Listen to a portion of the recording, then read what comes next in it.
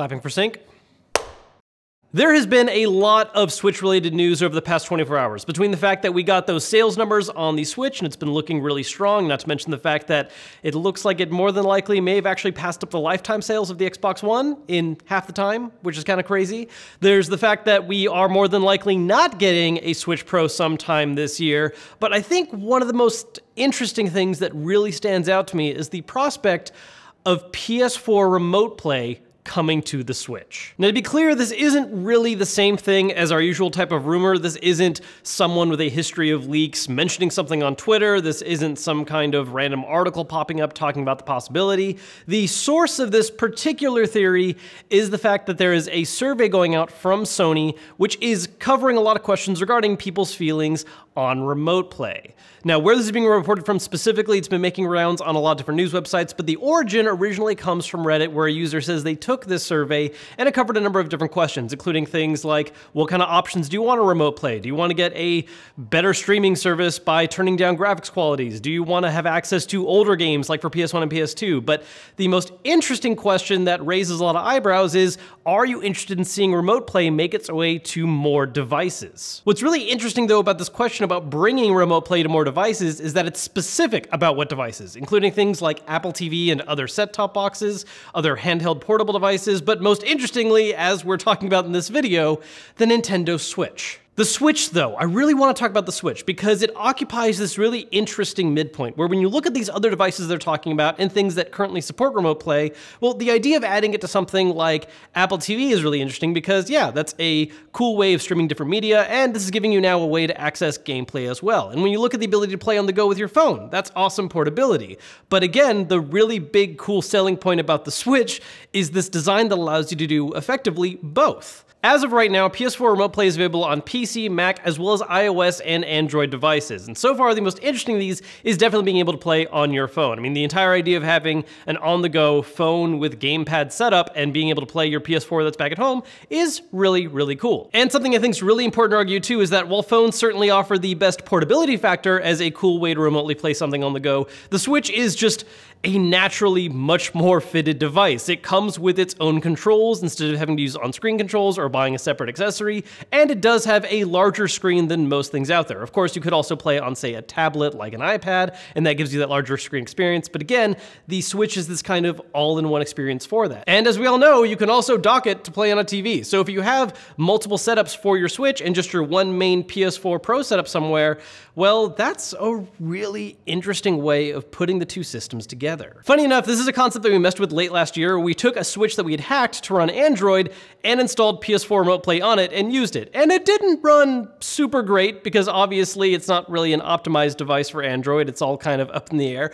But at the end of the day, it did technically work where I was able to play God of War on the handheld or docked on the Switch. And that is a super cool idea. And to hear that it's actually something that could turn into a real feature, that's awesome. Now, this is not the first time we've heard this kind of idea applied to the Switch. It's definitely the first time that PlayStation has been a part of the conversation, but there's actually been rumors going on for a while now in regards to Microsoft and Switch working together, including things like how there's Xbox Live support for some select games, there's more Xbox exclusives coming to the Switch, like with Ori and Cuphead, and the really big kind of hanging question, the first thing that a lot of people theorized and are still hoping to see at some point, is the idea of xCloud making its way to the Switch. Funny enough, even though this PS4 rumor is kind of rooted in something Sony themselves are saying, it still sounds somewhat less believable than that older xCloud rumor. Because with xCloud, Microsoft kind of has this current history and approach of being very open about moving towards other systems. I mean, they're already showing a lot of very open partnership with Nintendo, and so